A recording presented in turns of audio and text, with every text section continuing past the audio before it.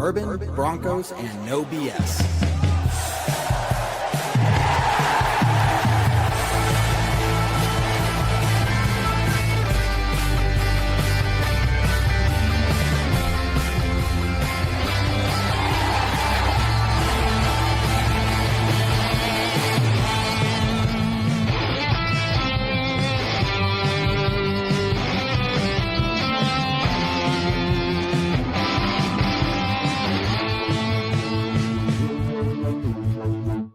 Fans, brews, and Broncos news. Congratulations, Broncos country. We are here to celebrate the Broncos winning the AFC West. It's going to be a fantastic show, and we're going to spend just, a few minutes talking about it because the real work is just about to begin. Yes, we have won the West. Yes, the Chiefs are dethroned for the first time in 10 years, but there are other goals that Sean Payton has for this team. There are other goals that we have for this team, and that means that there is more work to get done. Guys, post your comments, post your questions. We are going to talk about all the stuff that you guys have on your mind. We're going to talk about the Christmas night game against the Chiefs. Broncos coming away with a win. That kind of feels like 2 weeks ago now, looking back on it. But either way, there's one game left in the regular season, and I'm sure we'll have some questions about that. But guys, let's start talking about it. Adam, sir, how you doing, man? I am fully recovered from my cold that took me out during the holidays. I had to watch the game being a little stuffy and being a little under the weather. But the reign of terror is over. Like I've been saying since the start of the year. TikTok. Time has finally run out on that miserable reign that we've had. I hear they're moving. That's weird. I would never have that problem in Denver, but yeah, being AFC West Division champions is a nice accolade. It's nice to have it in the trophy case. This is just the first step of bigger and better things, and I am pumped. Yep, love it. John, buddy, how you doing, man? I'm doing great. I'm glad we're doing this show 4 days later because there's a lot that has happened since this game. And like you said, Adam, goal number one on Sean Payton's list this year is now complete. So that's exciting. Goal number two we're going to wrap it up this week and finish up that number one seed. I would like to point out, it's interesting, Adam and Flagman, that you don't show up after an ugly loss to the Jaguars, and here you are after a win in an AFC championship, but AFC West, I should say. But that's okay. All is forgiven. Am I being called out? You left me and Kev all alone and unafraid last week, bouncing things off of each other for an hour. Oh, okay. I deserve that. One. Yeah. Yeah. No, Scott, man, I'm glad you're feeling better. I know, when you called me, you were like, cough, cough. Kevin, I can't do the show. It has nothing to do with the Broncos losing. Cough, cough. I believed you. I let it slide, but I'm glad you're feeling better, buddy. I'll tell you what, I was dying. And for an old guy like me, I don't have a whole lot of life left. And I thought, is this it? Oh my goodness! It sounds like it's pretty dire. I see the light. It was Scott. tough. Don't head towards the light. It's been a while since I was that beat up, and I really thought it was just from the game because last couple games between having to do all the work at the tailgate and carry half of Kevin's shit home with me, it's wearing me down, and. So I kind of was initially chalking it up to that, but then as the day wore on, I just felt worse and worse. And I would have been more of a detriment to the show than I am anyway. So I didn't want to, you didn't need any help.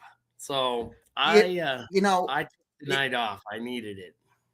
I totally understand that. And I don't think you would have brought us down any because we were both already just like, this sucks, because it wasn't a close loss. And the interesting thing is if you guys go back and think about it, yeah, we have 3 losses on our record, but only once this season have we been straight up beat straight up our asses handed to us, embarrassed on our home field or whatever. I mean, like, it was just the only time this season we saw that.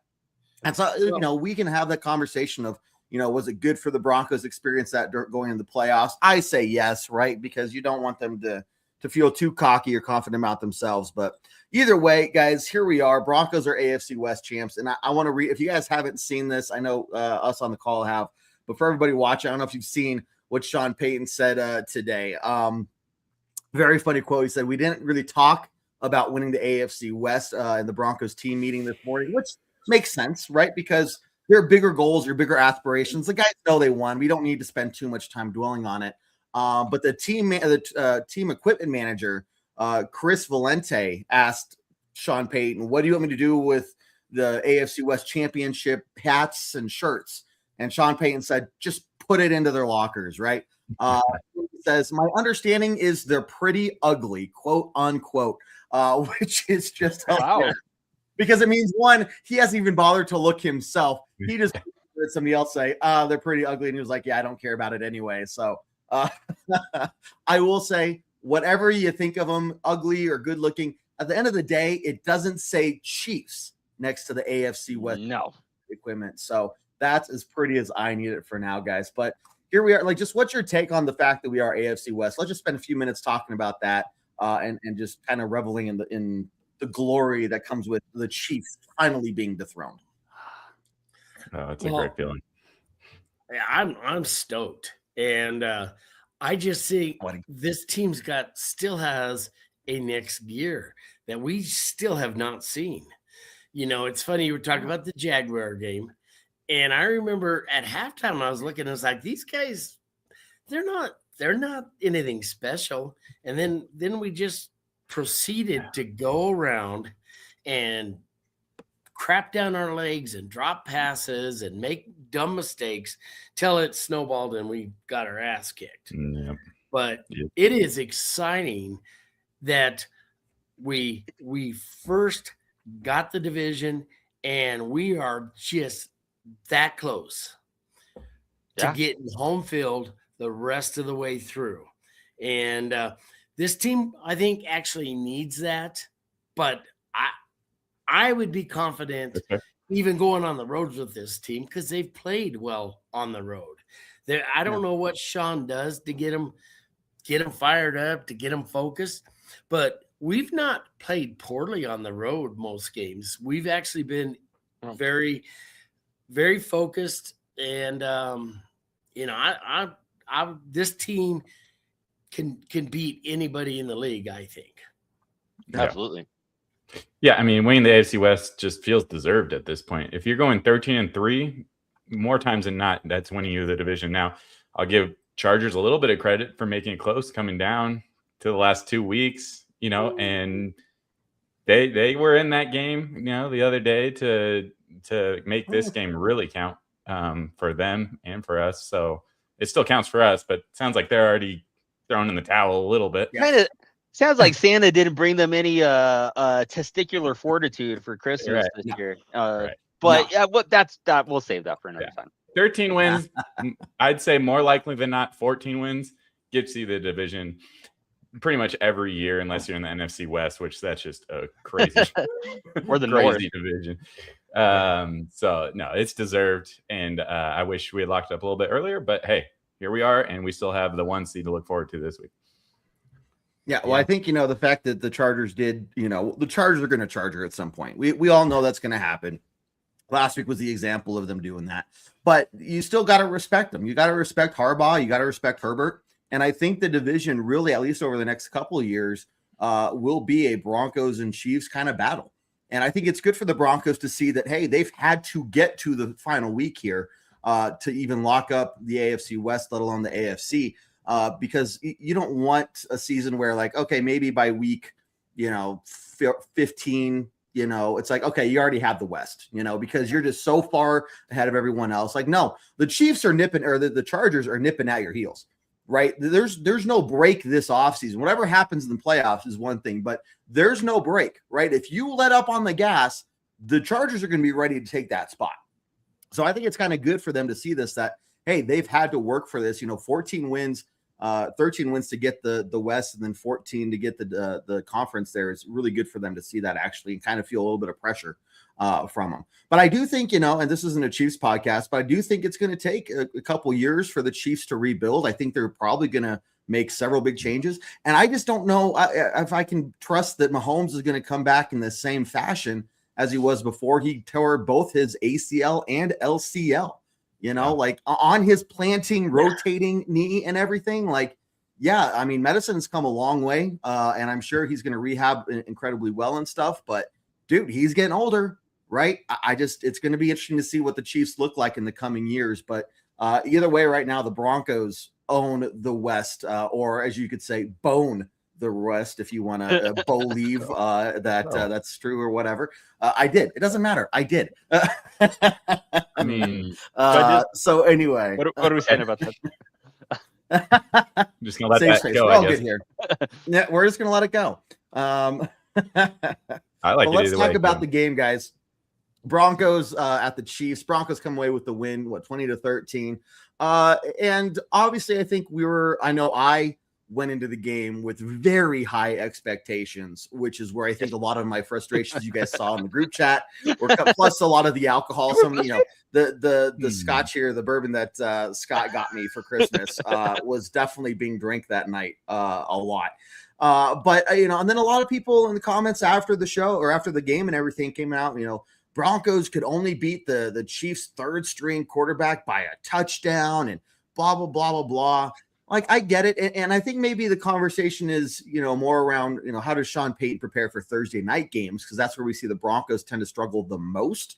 But in general, what are your guys' takeaways from the game? And Scott, we'll start with you, man, as we just kind of just happy the Broncos came away with another win. Well, I, again, was watching that game and I'm thinking, they were just moving the ball at will against the Chiefs. Yeah. And, the only thing that kept it from being a blowout is we were failing to stick it in the end zone. That first drive, move down, run in every play, get down into the red zone, and suddenly we're trying to throw it around. And it just made no sense. I mean, just keep running it until they stop it. And we left some points on the field there. And so I thought overall the game was never really in doubt. Even when we were behind, I didn't think, no, these guys will not be able to maintain this. Their offense wasn't really doing anything. The only time they did anything is when we turned the ball over or our special teams showed up.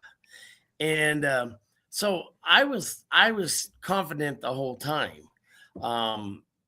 We need to score touchdowns when we get down there and are close. And because there's going to be a time where you're playing a team you just can't take field goals. You gotta put it in the end zone. But I thought they were moving the ball well. I think if the team can start catching balls when they're thrown to them instead of dropping them on third down. Portland. I don't know, Scott. I don't know. A lot of I would say 100% of that is Bo's fault. I think that's the consensus from the other guys in the chat. It was all Bo's fault for every single dropped pass because the ball could have been thrown just a little bit better. That's what they were trying to convince me of. That's what I okay. Yes. Kevin, do you want to talk about this win, or do you want me to start berating you with facts on these drop balls? Berate me. That's okay. I'm a little feisty too. So, John, what do you let's just talk about the win first of all, and which for me, this win was very annoying because the more dominant team won, and like Scott said, I was never in doubt that we weren't going to win this game. It's annoying. It came down to a touchdown in the last 2 minutes to go 7 points up and then a defensive stand. But if you go look at the stats, which stats don't really mean anything.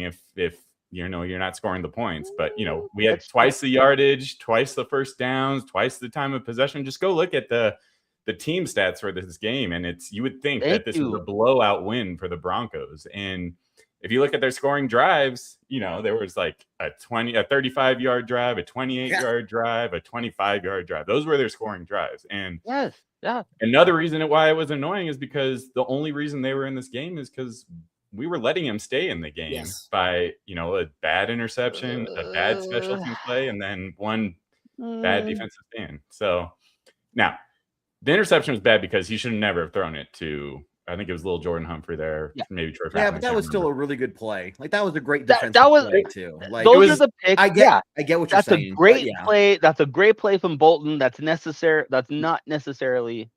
But little Jordan was not open at all. No, that's gonna be an incompletion on third down regardless. So he shouldn't have thrown it to that spot. Yes, it was. It shouldn't. It's a crazy interception. But again, that's just one mistake that. It started their touchdown drive. Yeah. But at the end of the day, the better team won, and that's all that matters. Agreed. All right. So now that John has got, I've gotten a little prickly about whatever we're saying about the win versus Kansas City. To John's point, 120 yards on the ground. Almost 70 of that was in the second half. That's going to shorten and compact the game regardless. The Broncos had 7 offensive drives. They scored on 4 of them. I'm not sure what yes, you don't always want field goals. You only had 7 drives, guys. 20 points in 7 drives is really, really good for how short and truncated the game was. Yeah. Kansas City didn't attempt a pass over 15 yards. Like, they only scored on short fields. And do not tell me that an Andy Reid coach team is not going to have some pride and does not want to lose on Christmas night in front of a national audience to their hated division rival who is poised to take the division from them. This was at home. Yes. So it's hard to win in the NFL. The average margin of victory in the NFL is a field goal. It's 3 points. So for them to get a win in a hostile place, being as dominant as they were, what are we complaining about, guys? Yeah. This is not a beauty contest at the end of the day. And it's more important, and I get it. Like, the expectations we have as fans are different than, like, even from the conversations they have in a locker room for any NFL franchise. However, this was a proud team who did not want to get embarrassed, even though they had everything stacked against them, played out of their mind. I mean, they didn't even play out of their minds. They played as well as you could ask. Andy Reid coached like a guy who knew he was only going to have 3 bullets in the chamber, and he better make those 3 count. And that's uncalled for. Anyway,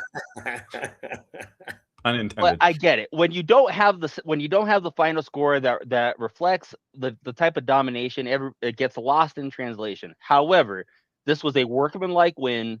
Was it an ugly win? I don't even know if I want to call it an ugly win. I mean, they took the last drive, ran the ball down their nose, and would have scored anyway. And then Kansas City needed to drive the length of the field with a 3rd stringer anyway. Like, tell me that's what I need to win a game. I will take that every single time. So again, it just seems like the expectations and the reality are 2 very different things sometimes. And we can't get lost in winning ugly. If you win the game, you win the game. And 13-2 or 13-3 looks a hell of a lot better than 12-3. So, yeah. I'll admit it. My expectations going into the game were way too high, right? Thursday night game. And one thing that we didn't expect, look, yeah, it's the 3rd string quarterback, but everyone else I had normally was still out there, right? Defense was still their defense. They still had Chris Jones. But the interesting thing was, I guarantee you the Broncos expected a ton of blitzing coming from the Chiefs defense. But they didn't. They just saw the complete opposite of that.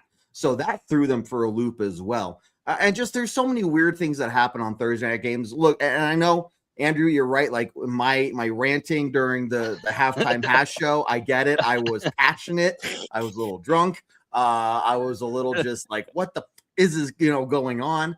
By the way, Kev, all the drops came in the first half, so I understand that you were really worked up. yeah.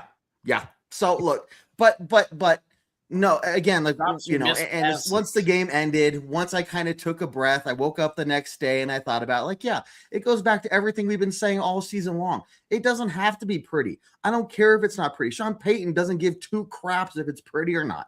Is there a W in that column, right? And if there is, we're good. We're on to the next, right? Yes. And so here we are. The Broncos get a mini bye week before going to this week. I'm not concerned about this game, even if Herbert was starting. But this is going to be similar to last week. It's their second string quarterback. Yeah, it's Trey Lance starting for the Chargers there. But they're still going to have to show up to play, right? This isn't going to be a gimme game.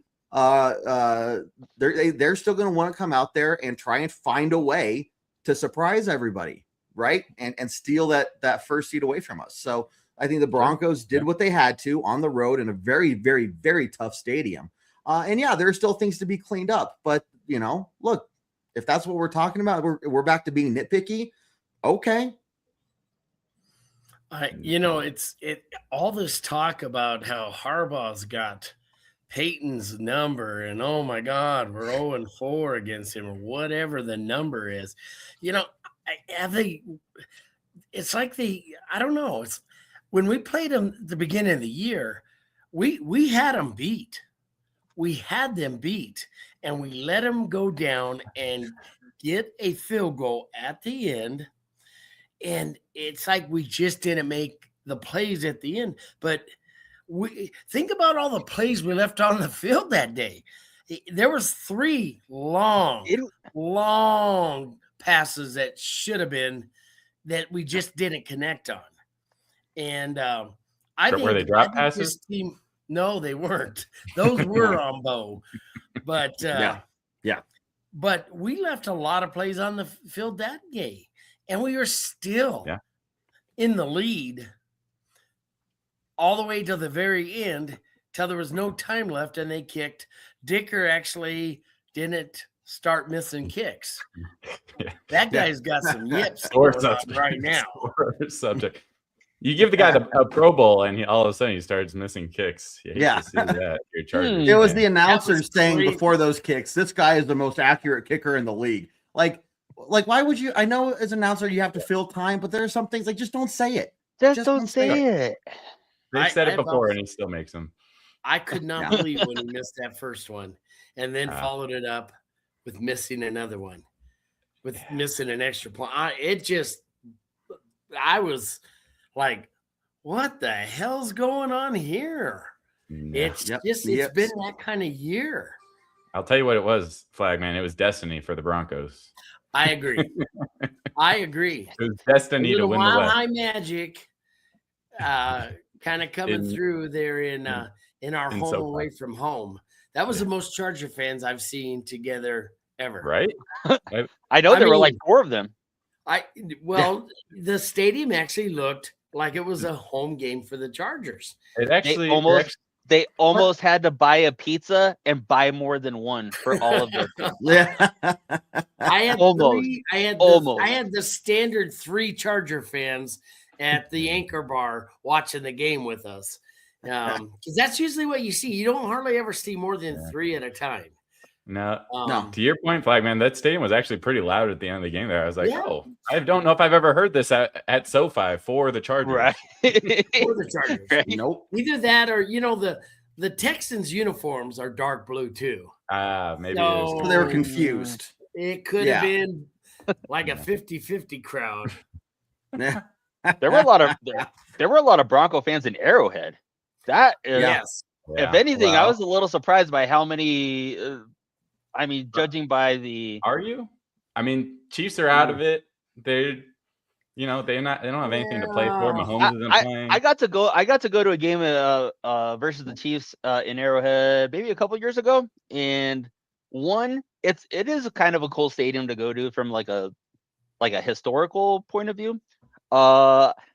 as far as crowd noise, I'm gonna be really honest. It was okay. Like I mean, when Mile High gets loud and it gets rocking, like maybe it's just me being a little partisan, and I'll say that. But like Mile High there's a vibe to it. There's something to it. Arrowhead didn't feel like Arrowhead was all right. It was okay. And there's only one way to get in and out. So it's also incredibly inaccessible to get to.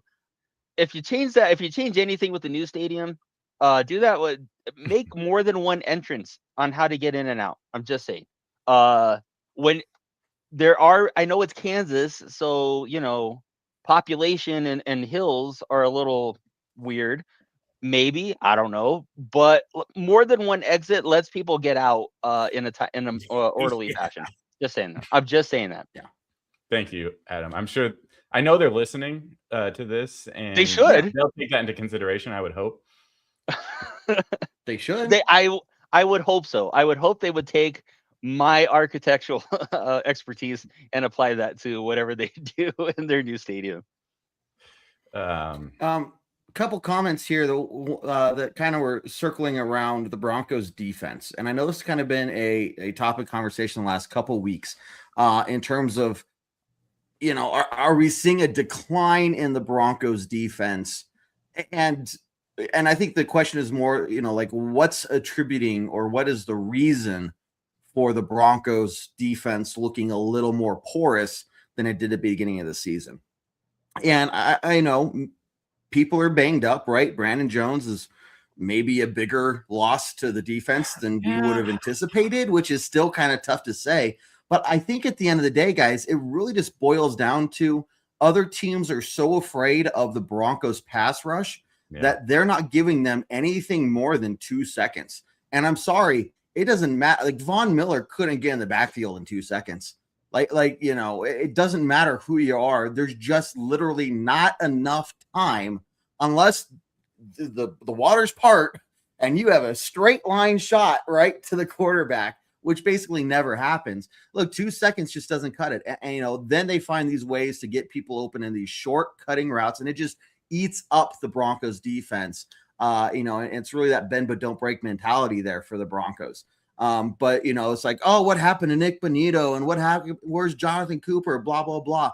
Look, guys, there's just not time for the pass rush to do anything significant because they're getting the ball out of the quarterback's hands so quickly. So that tells me that there's nothing wrong with the Broncos defense. It's more just teams are adapting to what we're doing. And it's really kind of up to Sean Payton and Vance Joseph, especially to figure out a way to stay strong and keep the other team out of the end zone. Yeah. They need to start jumping some of these routes.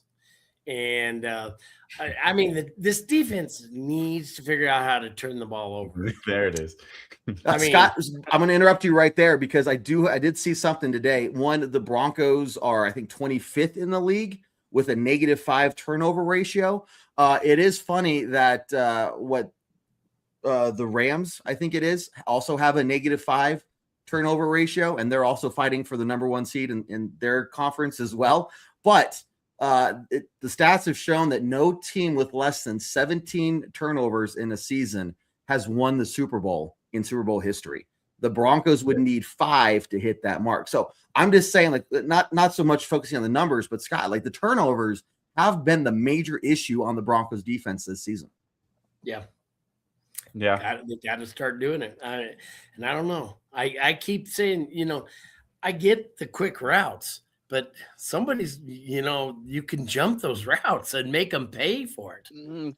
Can you though, when it's that, like, offenses are playing the Broncos in just a safer fashion. They're not putting themselves in situations to be able to do that. And I agree that maybe you do want to see more chance taking, but can you do that against Kansas City when it's a 1-score game? Can you do that against Jacksonville when it's a 1-score game? Can you do that? Like the game is kind of dictated that you can't necessarily take those chances, or you can take those chances, but then you also run the risk of it coming back to bite you too. And when you're blitzing a ton, you're putting your guys on an island to be exposed. And while I feel like we have 2 number ones, potentially 3 number ones with our secondary, leaving them on an island for extended periods or extended drives, I don't know. And again, I'm not making excuses for the defense because I do think, and I don't want to cut off John. I want him to jump in there, but I just feel like the turnovers are symptomatic of something else. I don't know that it's necessary. I think it's more the way offenses play us versus anything else. But John, what do you think? Man? I agree. Where they're getting the ball out fast and there's quick slant routes. Like, yeah, you could jump that. You could try to jump that, but if you miss that, all of a sudden you take maybe a tackle for 2 or 3 yards. If we make the tackle, which I want to come back to that comment that was just put up there, but you take it for a short gain, all of a sudden now it's gone for 15, 20 yards. So I'm not upset by that. I think the turnover differential, we're -5, but we also on offense aren't turning the ball over. And so we're -5 without giving the ball away either. So look, we're 13-3. So it is working. What's more surprising is that for how much we put pressure on the quarterback from our pass rush, that it's not causing more turnovers. That is strange.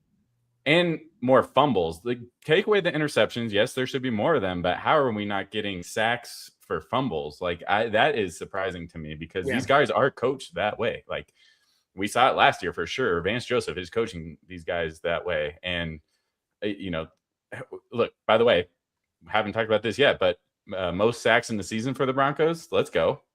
I mean, we only need 8 this week to break the NFL record, which I don't know. You never know, but it could happen. Look, it could happen.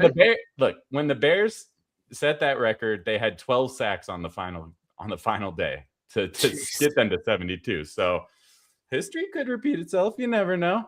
We had 9 against the Jets, and we're playing a backup quarterback. I'm just saying it's possible. Trey Lance is a little bit more elusive, but I think the bigger concern, if we're talking about just what's going on with this defense, I'd take this. I was surprised we didn't get more sacks in this game. I really thought we were going to put up 4, 5, 6 sacks in this game. We had 1, and it was a combination of Jonah Ellis and Tillman. Like, where was Bonito? Where was Jonathan Cooper? Where was Zach Allen? I was surprised that they were able to, not allow us to put pressure on the quarterback. But again, we've talked about this in previous games that I would say dominated, where they're going 3 and out most drives, and there's just not that many plays for the Broncos to rack up those statistics. I think, again, going back to the defense as a whole, the bigger concern are the missed tackles, and we saw it on that touchdown drive. I mean, I love the guy Singleton, but he could have. It was a 3rd down play that he could have stopped them short of the end zone, and it didn't fall through on the tackle, and they scored on that touchdown. And I think most of those missed tackles were in the first half. Statistically, the first half caused more concern for me, but that's an area that Riley Moss had a missed one. Thankfully, Xavier Worthy stepped out of bounds and didn't make the catch, but that's another one that goes for 15, 20 yards if he stays in bounds. And how much is that a symptom of playing on Thursday night, though, when games are typically sloppier and the execution isn't as good? I mean, how many teams have to play Thursday nights 2 times in the same season? And again, I will rail about Thursday nights and Thursday night games till the cows come home because it's just not enough time to prepare. It is not enough time to rest up from the previous week and get ready mentally and physically for another game. So, I mean, if anything, that should be another check in the Broncos column from going into another bad Thursday night game on Christmas Day of all places, of all times, and coming out with a win. Yep. Yeah. Hey guys, we have hit halftime here at the post game podcast on Broncos No BS. A lot of comments still for us to talk about, mostly on the defensive side of the ball. So stick around. Some players have been quiet. We're still going to talk about some of this tackling issue, maybe some player injury news as well. I see some comments there asking about that. So stick around because we're going to be breaking that down. But first, guys, don't forget, tomorrow night, every Tuesday at 7 p.m. Mountain Time, we have our Bourbon Broncos No BS show.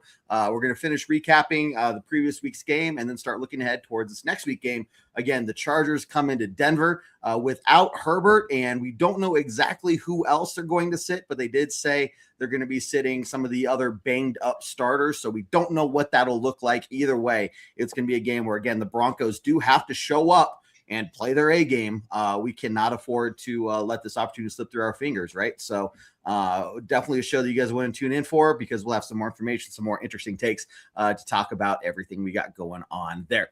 Also, make sure you're following us on iTunes, Spotify, Google Play, Stitcher, wherever you listen to your podcast. You're checking out our pregame podcast on later on in the week when that gets posted. Game day, we are live 1 hour before kickoff for the live tailgate talk show. Part of that is the score prediction challenge. So if you want a chance to win a Broncos jersey of your choice on us, you make sure you tune in and enter your score prediction when we say that prediction challenge is open.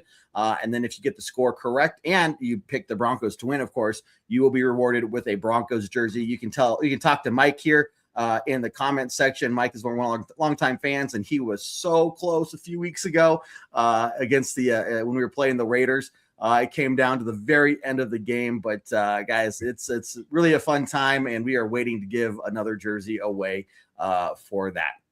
Let's see. Also, this show, the post-game podcast, every Monday night after following a win or following a game. I say a win because that's usually what we do. Following a game, we are live on Monday nights. So make sure you tune in for that 8 p.m. Mountain Time, guys. Make sure you're following us on iTunes, Spotify, or no, I said that already, but Facebook, YouTube, Instagram, TikTok, wherever there's social media, we're probably there. So make sure you look us up, give us a follow. And if you just want an easy way to find where all of our content is, it's super simple. All you have to do is head over to broncosandbourbon.com. On the homepage there, you can find our latest show, our latest podcast episodes, videos. Adam is still doing a great job writing articles for us over there. So if you guys want to go see what his latest thoughts are and share some of your own thoughts in reply in response to what he's saying, make sure you go check it out. And it is free to sign up, because this is the time where you want to sign up before we introduce paid membership tiers. Everybody who signs up for free right now will be upgraded to the next level of membership tier once those are introduced later on. And that offer is going to stay open all the way through the end of the Super Bowl, at which point anybody who signs up after that is going to have to pay to get some of those features that we have on the website that's going to be continue to be built as time moves forward. So guys, make sure you're following us on all the different places, doing those different things. When we hit the end of the season, we're going to be doing our annual fan appreciation episode, as we have done the past. I think this might be the 8th year or 7th year we've done it, but we've made that part of the tradition here. And since it's our 10th year of Bourbon Broncos and No BS, we're going to be going all out. So there could be one of the giveaways is going to probably include you showing us that you follow us on these multiple platforms and get a chance to enter, for a chance to win a hat, a jersey, a shirt, whatever we decide it's going to be. But making sure you're following us is going to be an easy way to get entered into one of those prize drawings. But with that being said, guys, overtime's over. I hope the other guys filled up their glasses, stretched out a little bit, rested their voices, because we have more stuff to talk about. We got David in here, we got Gus in here, and we have some other, Daryl in here as well. Guys, this is something we need to talk about. We're talking about the missed tackles. We're talking about where is Nick Bonitto and stuff like that. I know one of the big concerns is the injury status of some of the defenders, especially. Nick Bonitto does have some sort of arm injury. He's playing with a pretty big brace on his right arm. But let's get that conversation, guys. The defense and kind of what they need to do to get ready for the playoffs and make sure that they don't find a way to mess up this next week's game. I mean, it goes down to those basics, tackling, wrapping up on players, getting the right reads, not taking stupid penalties. We only think we had 5 on Thursday night, so pretty good there for the most part. But I think, in terms of like any concern for the Broncos, I think it's really more on the defensive side of the ball. Again, if you would say concerns, okay, concerns, it's nitpicky stuff, right? But when we play in the playoffs, like these teams are going to be showing up to play as well. So missed tackles could really be a big problem, right? Missing out on some of the turnover here or there could be a big problem. Hufanga is the name I saw pop up in the comments here, and he has been kind of quiet the last couple weeks, right? So just in general, guys, what else are you thinking or seeing on the defensive side of the ball that you want to talk about? I mean, I think Vance Joseph is calling defense different. You saw it in the game versus Kansas City. He played a lot more zone than what they've been doing. Now, Flagman brought up an interesting point, and I think this applies a bit more to Marvin, or not to Marvin Mims, but more to the defense in that how it's being called lately, because I think you're seeing the defense get there's maybe saving some stuff and saving some coverages and saving some looks for the postseason. Okay. Because this has been a very vanilla defense the last couple of weeks. And while we're going to bring up tackling again, I went on the Google machine just now. BetMGM has the Broncos towards the bottom of missed tackles. Now that doesn't mean that they don't have that it doesn't happen in weird spots, and it doesn't mean that it's not a problem, that it can't be a problem. What I'm saying, over the course of a whole season, it hasn't been. And the Jacksonville game, if you want to talk about missed tackling, yeah. But guess what? That Jacksonville game is looking more and more like an aberration. And the fact that we got beat because we played bad. The Kansas City game, Riley Moss missed a tackle. Okay. He didn't. Technically, he didn't. Technically, but I still think that probably would have been if the guy had stayed down. Yeah. Alex Singleton gets exposed in coverage. That's something we've been talking about all year. So I think what you've seen is that the defense has maybe changed a little bit with how it's being called. I wish I had more insight onto why that is, because I do feel like we're a better man-to-man aggressive blitzing defense. End of story. I like a defense that is aggressive in that. I don't like waiting back. I don't like waiting for the offense to dictate the terms.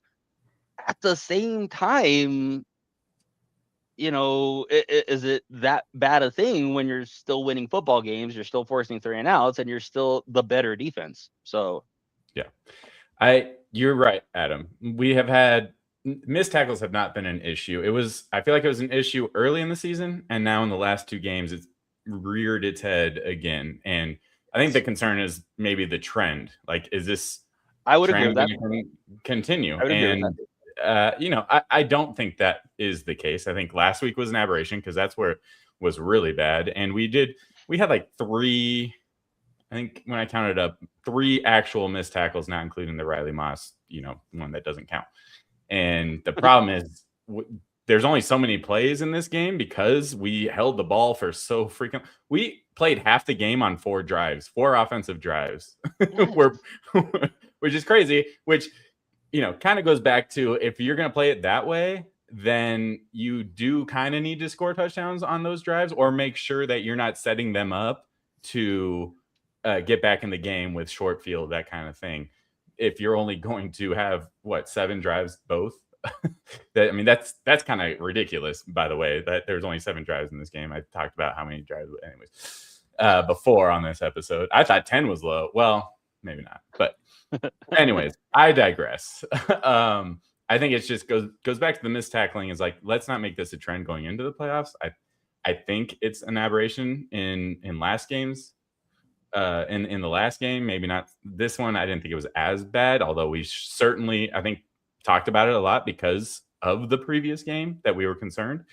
But as far as changing up the play style on defense, I would say, yeah, Adam, you're good. Sorry. I love you still. I think we saw Vance Joseph make a good correction in that Packers game, where we did shift to a lot of zone, and that helped us win that game. And so I don't know if that was a continuation of that. They're just trying to play the opponent, but I don't hate the play calling. I think when we get into the playoffs, we're going to get into better situations where we can get back to our natural play style on defense. More attacking, and that's something that it just seems like it's been lacking, is that rally into the ball and having 3, 2, 3, 4, 5 guys all over whoever's running. We'll stop them right away for first and second down, and then third down we're not getting off the field sometimes, and that's going to happen from time to time, but it's usually the same type of play that's killing us, that over the middle where you're wondering, where is our guy that should be following them? If we're not getting to the quarterback, they're getting those passes.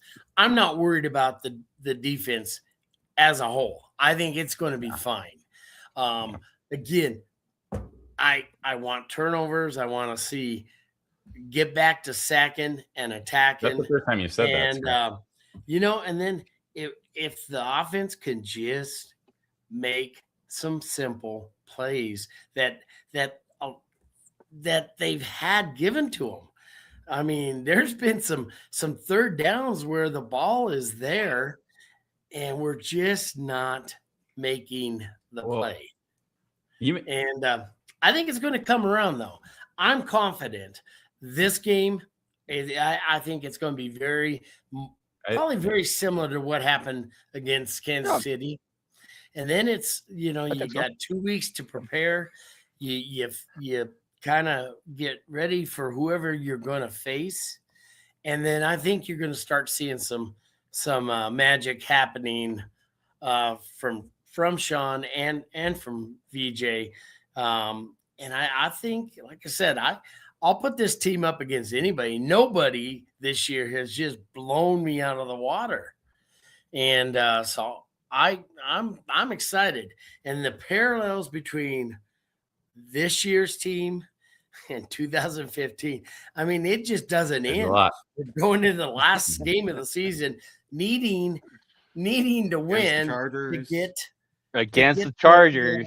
Yeah, and you got. I didn't even think about that. That's a great point. That's a great point. Playing the Dolphins again, and if you recall, I remember sitting in the stands when they announced that the Dolphins had beat the Patriots, and essentially, all we needed to do was win that day, and we're number one seeds. And it looked a little ugly that first half, and then it did before Peyton Manning came back on. Yep. So at least this time, we're not even looking at what they're doing because it doesn't matter what they do. They could beat the Dolphins by 100 points. It doesn't matter as long as we do what we're supposed to do. So, can I add to two things you said there, Flagman? Rallying to the ball. I'd like to bring up the play where Oladuke, or I think that's how you say. Is that Oladuke, something like that. He's scrambling to the outside, drops the ball, and no one is there. He picks it up and completes and still gets the throw off. Third down. I think it was third down. Yep. Yeah. It was like a water boy play where he's like, and here we go. He has time to dust off the ball, take his time. And it's like, where is the defense on that play? It just drove me insane. That play, I lost my mind a little bit on that play. It's like, how is the ball bounced perfectly for him to just pick it up and still continue. But even if it hadn't, he would have been. He had all the time in the world. It should not have mattered. No. My God. And then the second point you made, Scott, I lost my train of thought, but got him too fired up all over again. That play alone, it killed me. That play killed me alone. Yeah. I think Gary says it really well here. The Broncos have cohesively concurrent in an aberrational concurrent fashion. That's just a bunch of big syllable words. It is just a bunch of big words. I don't know. Look, here's one thing here's one thing I want to say, that if there's anything, if they're not a nitpicky thing, if there is something that does concern me, it's the idea of Sean Payton out coaching himself. I think we still see that from time to time in these games of the Broncos maybe getting a little too fancy or trying to come up with something that, at the end of the day, just keep it simple, stupid, right? Like Scott, you're saying, just get some simple plays out there. It doesn't need to be overly complicated at times. But I think now, again, it goes back to we're winning games, right? But how many times have we seen, and I don't want to call them trick plays, but just those abnormal plays, how often do we see them work? The success rate on those isn't too high. Now, if you saw, I think there was the 4th down conversion we got by drawing the Chiefs offside. It was on the 4-yard line or something, but it was the same look that they had done the week before against the Jags, where RJ Harvey was in shotgun and Bo Nix was the Wildcat basically. Don't get into this. They did not have a play call. That's what I was going to say. No, that's what I was going to say. I was going to ask you guys if you believe Sean Payton saying that or not, because to me it looked like they were going to run that play. So either they sold me on it just as much as everyone else, but he said that they were not going to actually hike that ball, but it worked out. So I don't know. I'm just worried that look, we know Sean Payton likes to maybe throw in a couple extra curveballs in playoff games. We saw it last year against the Bills. I know we were down. We're trying to get something to happen, but he also was the guy who did he start the game with an onside kick when he was down in New Orleans? So right, started a game against the Raiders in his opener. I'm just saying, be careful, right? You don't necessarily have to do crazy things. So I don't know. Kevin, is this not the post-game show? It is. Can you give me an example of a time that Sean Payton made you question him in this game as far as what it was that play? It was that play alone? Yeah. Yeah. Do you really think, I mean, it makes, when they were out there lined up, I was like, there's no way. Why are we going for this on 4th down when it's a tie game and there's a minute 45? Yes. It was the most obvious situation where it's like, you do not do this. I don't care if you're just trying to put the game away. You are a tied team. And a 3-point game when your defense has held their offense to literally nothing this entire game. Like I said before, all their points came off of short fields. Like, no, I believe him 100% when he said they weren't going to actually run a play there. Okay. I think maybe getting creative there might have been good to throw them in, like, make it look like they're actually going to do something weird. I don't know. The way he kind of described it made it seem like they didn't even know what they were trying to execute, you know, like theoretically. I'll be really fast because I want to hear from Scott too. But it's at the last Thursday night game, they called a wide receiver option on 4th and 1. Yeah. So no. Everybody in the group chat, I think it's kind of funny seeing everybody in the group chat have their own kind of offensive philosophy. Every single one in the group chat was saying, kick the field goal, let's play defense and let's win this thing. So no, that was Sean out coaching himself. And yes, I call him Sean like I've known him for a decade. That's just how it goes. Okay. But now that we're past that. No. Sean chases the game more often than I would like. And you think he was going to snap the ball there? Sure seemed like he was going to snap the ball. That's the whole point. That's what I'm saying. I know he said they weren't going to, but damn, did it look like they were going to? Scott, what do you think? I didn't think they were going to, but I'm thinking, what the hell are we doing? Why are we even putting this? Because it never works. My heart was pounding. It worked twice this weekend. Once for us and once for, was it the Texans? Where they lined, or no, it was the Bills. Where they lined up and the other team jumped off. I mean, it doesn't hurt to set it up like that. And throwing a weird look at it made them think. I think that's Chris Jones was lined up offsides to begin with. That's fair. They weren't calling anything on the one false start that they had on us. Chris Jones was the one that moved. We didn't move. I love it. I mean, of all people, I love that it was him that ruined the game for them. Right. So, I wasn't worried. I have faith in Sean, and I'm excited. I've seen him design so many plays where he's gotten people wide open that we've just missed on this year. And I think it's going to happen, and I don't know. We haven't run anything for 10, 11 weeks now that we were running at the beginning of the year where these guys are running wide open and we're just missing them. And I think Bo now makes every one of those throws. So I think there's going to be some things put into the game plan that that's going to be surprising and rewarding. But I'm an optimist, man. I'm with you, Scott. Yep. I just think if we've talked plenty of our questioning of Sean Payton and him out coaching himself and being the smartest man in the room, I didn't really have that feeling in this game. I mean, I'll argue against Kevin and Adam all day long if we have to. What? How dare you? What can I say? But I get easily distracted by your hair and just how perfect it is every time. So it's kind of an unfair advantage. That's the first time it took 54 and a half minutes to get to that point, Kev. I'm surprised. That's a record for you. We were mesmerized by it. There might be a special segment in the fan appreciation episode. I thought about this where I go back through the years and just grab clips of the different shows you're on to show how perfect your hair has been throughout the years. So don't be surprised if you see me pull that up. There might be some, Sarah McLachlan music in the background too, to kind of really set the stage. It's on ASPCA. Yeah. I do not consent. I do not consent. Doesn't matter. In the contract you consented. So It was in the fine print. It was in the little tiny letters at the bottom. I signed jack shit to be on this show. You may not remember it, but it happened. Hey guys, we got a blank comment here from Andrew, and we know what a blank comment means. That means we got some donation of stars on Facebook. Andrew, thank you very much for the donation, man.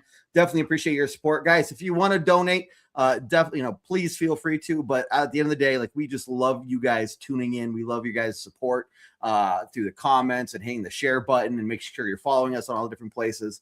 That's what really means a lot. But at the end of the day, John's hair here, a lot of gel, the coif, the hairstyling, it does add up.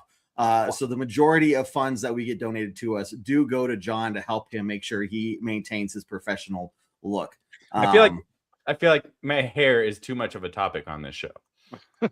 No, of the show. No, I don't think it's enough. No. If you add up that over the years, let's see what that looks like. Can Gary do that for us? Can he, do that really quickly? Data analysis. Yeah, we'll see if he can or not. And yeah, special shout out to our guy behind the scenes, Gary, our marketing guy, who helped us out with all the SEO, the posting, and the comments and everything during the show. So Gary, thank you very much, and a special shout out to you. Okay, guys, let's get ready for some closeout comments. You're not going to want to go away quite yet. We have a few thoughts left to share. And Scott, who makes some amazing homemade eggnog, has a special ingredient that he's going to share with you guys here just a second from now before our closing thoughts. But first, guys, remember, make sure you follow us on all the different places. Make sure you're signing up for free at broncosandbourbon.com. Easy way to see all of our latest content across the board. You also get the articles and everything else like that. And that website is going to continue to be built out over time. So there'll be more coming your way with more content and more awesome features over there. Again, don't forget about tomorrow night's show at 7 p.m. Mountain Time. Also, we're live 1 hour before kickoff and halftime as well. This next week's game is going to be pretty fantastic. If you're going to be at the game, remember, you guys can come tailgate with us in the back of lot C at the Flag Man Tailgate, the official Bronco Gang tailgate back over there. You can't miss it. Don't look for the tailgate with 2 flags or 3 flags or 4 flags. Look for the one with like 120 flags. And that's where we're going to be. You can't miss it. Roughly. So guys, come on, check us out. It's pretty easy to find. Everybody's welcome and stuff like that. So looking forward to seeing you guys if you're there. Yeah, Mike, you did kind of date yourself a little bit there with a little down with you, but I did appreciate the joke and the humor there. Let's get in some closing comments, guys, as we wrap up week 17. Broncos, again, hitting 13 wins as I predicted at the beginning of the season, hitting that mark. And we still need one more to get to the next goal of winning the AFC. But Scott, not only your closing thoughts, but what is that special ingredient in your homemade eggnog? Well, first off, I thought it was rum. It's got to be great bourbon. Right. Don't screw around with some old crow crap or some bottom shelf lousy, like, I don't know, like bathtub gin. No. Do something right. Moonshine. Got it. Get some Woodford Reserve is delicious. A little Maker's Mark. Oh, shout out. Do it. But at the end of the day, the one ingredient that you must have with your eggnog, and it's got to be ice cold, poured over more ice. You want a little shaker of nutmeg. Nutmeg sends it over the edge, man. And if you do that, you will not be disappointed. So I like it. Thank you, Scott. I appreciate it. About your closing comments, man. Over to you to start, bud. What you got for us? Me again? Okay. Yes. I hope. Closing comments. Keep it rolling. Closing comments. Sorry. I was thinking He about set that. you up. He set you up. He was thinking about the eggnog. Yeah, he couldn't stop thinking about eggnog. I'm thirsty now. You know, it's amazing that the season is winding down, the regular season, and then the true season starts next week the week Yes, after. sir. But Yes, sir. I have 100% faith we're going to come out. We're going to be prepared. We're gonna have a great game plan, and there's never going to be in doubt. We're going to meticulously beat the holy snot out of these Chargers, and they're going to start questioning why the hell they even went into this business of football. But Wow.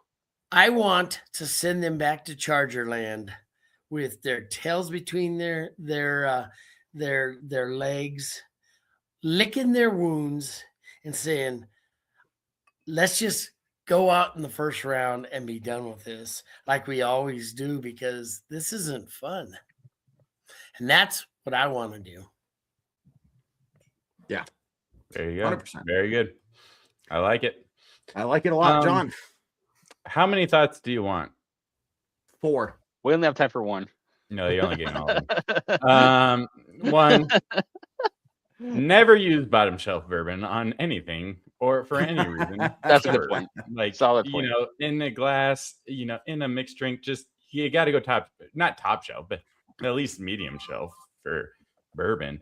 You stick with, if you want to go bottom shelf, go with vodka. I think you can get away with that a little bit. So I think that's just my thoughts there. And then, Scott, I'm so glad that you didn't say love. I was waiting for the magic ingredient to be love, and I was about to throw up. And then you said nutmeg, and it made me so much happier. It made me so much happier. I was like, oh, thank God it was actually an ingredient. You do better at these. Hey, love is hard to find in eggnog. That's a quote. Yeah. You need to put that in a GIF. We need to put that in a GIF somewhere. You can't find love in eggnog. Hold on. I don't want to find it. Go ahead, John. Silence. Back to closing thoughts. Two things. I will say this Broncos team over this year, I know we are 13-3, but you can't, if you're a fan of this team and you've watched these games, you can't tell me you haven't been nervous over a lot of these games. So Yeah. I know I said it a week ago that I wasn't going to be scoreboard watching. The deal was we just have to close out the season, win 2 games, and we have it in our pocket. But I was definitely scoreboard watching. And when the Chargers lost, the Bills lost, that took 2 teams off of the table for us. It does not matter. It doesn't matter because we could go from 1st to 3rd. I'd rather be 1st to 3rd than 1st to 5th. So I'm very thankful for the Houston Texans this week, but I am feeling very confident in this game this week. And I probably should have been feeling more confident about this game than I was giving the Broncos credit for, because as a fan, I feel a certain way, but in the locker room, I think they feel a very different way. I think they feel like they can go up against anybody and they're going to play their hearts out and they're going to win these games. So I don't care if the Chargers played all their starters. Herbert, he is a great quarterback. I'll give him that. And he can win them a game on his shoulders. I'll give him that. But I think the Broncos can still beat him. I missed it. Oh, if you're not nervous watching, you're right. You're not You are 100% right. Yep. And so, look, I'm trying to do the math behind the scenes, and it came down to, at the end of the day, after the Week 17 games, that we just still need to win this game. And so it's all right. Put their best foot forward, put our best foot forward, and let's go win this game. And I think we would have done that. Now that the news is out that Herbert's not playing, and it sounds like some of the other iffy injured players, by the way, I don't blame the Chargers. No. Sounds like they're not playing, but and if I'm the Chargers, I'm doing the same thing. And look, I'm going with Vegas on this one because we started as 3-point favorites. Then we moved to 7-point favorites. Vegas always knows the news a little bit quicker than everybody else. And as soon as that Herbert news broke, now we're 12.5 favorites. So I am feeling 1,000% confident that we're at least going to win this game. I don't know if we're going to cover this 12.5 point spread, but even against a Trey Lance, because it's not like he's a terrible backup quarterback.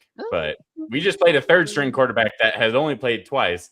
And last time he played was against the Broncos, where we won 38-0. And I don't know. That was a lot closer than I wanted it to be. Certainly didn't cover the spread. So at the end of the day, I do feel confident we're going to win this game. We're going to have the number 1 seed. I will be going to the divisional round game with our good boy Spot. And if we don't, I will be so upset on next week's episode. Off to you, Adam. Well, thank you for the segue there, John, and your luxurious head of lettuce. So I had something pop up in my Facebook memories from 2 years ago when we were talking about. Was it eggnog? No, because you can't find love in eggnog apparently. Anyway, so anyway, basically the decision had come down that Russell Wilson was going to get benched for the remainder of the season. They were going to go to Jarrett Stidham the rest of the way, and it just marked a really weird time in Bronco history where we were in that very transitional space where we had the coach, but we didn't have the quarterback, and we definitely didn't have the infrastructure around him to be successful. But you could still see fingerprints here and there. Nick Bonito had 8 sacks that year. Jonathan Cooper was coming along. You saw Patrick Surtain start to take those next steps into being the elite defender he was. And you also saw the handprints that Sean Payton had on the offense. And you had the feeling that the next offseason was going to be where they're going to start taking stuff down, and this was going to be the team that the Paytons envisioned. And to be here 2 years later as the division champs, getting rid of this guy and sending him back to wherever he's staying at this point, just to see that we're talking playoffs. We're not talking about squeaking into the playoffs. We're talking we're gonna be playoffs. Great impression, by the way. We're talking divisional round playoffs. We're talking first round buys, and I don't know that you could talk about that 2 years ago, and none of us were talking about that 2 years ago. So to be in the position that we are now, and the way that I've always been, treat the valleys in your love of this thing that we call Denver Bronco football, and just let it remind you that it's a reminder of happier things ahead and happier things that have happened behind. And now we are firmly in the good times now. And can I just say that, let's whoop these Chargers. Scott, you said send them back to where they came from. I don't know where they came from. They may have moved again by the time we played this game. I think they live in a Motel 6 off of the highway somewhere. But anyway, yeah. Let's whoop these Chargers and let's get to the second season, the season that counts, where the stakes are even higher. And if your blood pressure and your heart has been pumping for all of these close wins, guess what? You better get some heart medication or some booze or something, because it's going to be twice as bad when we start playoff football here in a little bit. But I am 100% for it. Yeah. No, well said, Adam. And a lot of kind of the similar things I was going to say, but I'll put it this way. I think, when it comes to the Chargers, I think they're a team that has more or less hit their ceiling. You know what to expect from Herbert now. You've seen enough years, with Harbaugh at the helm, that I think it's just, you get, what you're getting with the Chargers, and that the Chargers are going to charge at some point. Right. And that's just an annual thing. I'm copywriting. But the Broncos, you're talking about being in the good years. No, I'm just saying, but being in the good years, there's so much more to look forward to with this team, guys. And, it's basically repeating everything Adam had to say, but it was my closing thoughts too. So we're going to leave it at that. Look, guys, the Broncos, end of the day, they still need to show up, right? They need to treat this. And I think it sounds like from what Sean Payton was saying today, whoever the quarterback is, whoever's sitting, whoever's starting, whatever the case is, they're treating this like a playoff game. So they need to go out there and play like it, right? If they go out there and they play a solid game, this game should be over by the fourth quarter. No questions about it. But second, just give them a lot of confidence heading into this postseason, where John and Spotty will be watching them in the stadium in the divisional game. Talking about that. So, guys, come on, we'll. Oh yeah, it's gonna be great. It's gonna be great. So, guys, get ready for it. There's a lot more Broncos football coming your way. There's a lot more Bourbon Broncos No BS coming your way. Make sure you tune in tomorrow night. We'll be back at 7 p.m. Mountain Time for another episode there. And we'll do some more focus on this Chargers game coming up, and maybe start looking at some playoff seeding and, who potentially we could play and all that stuff. But at the end of the day, we still don't know because nothing is really finalized yet in a lot of those regards. So we're just going to have to wait and see how it all pans out. But for everybody who's tuning in tonight, and hopping in the comments and posting stuff, guys, thank you very much. Love you guys. Appreciate all of your support as always. But let's end it here, man. We've been talking for a while, and I have nothing left to say other than end this show as we always do on a very strong Go Broncos. Go Broncos. Broncos. You can't Take find care, love in guys. eggnog.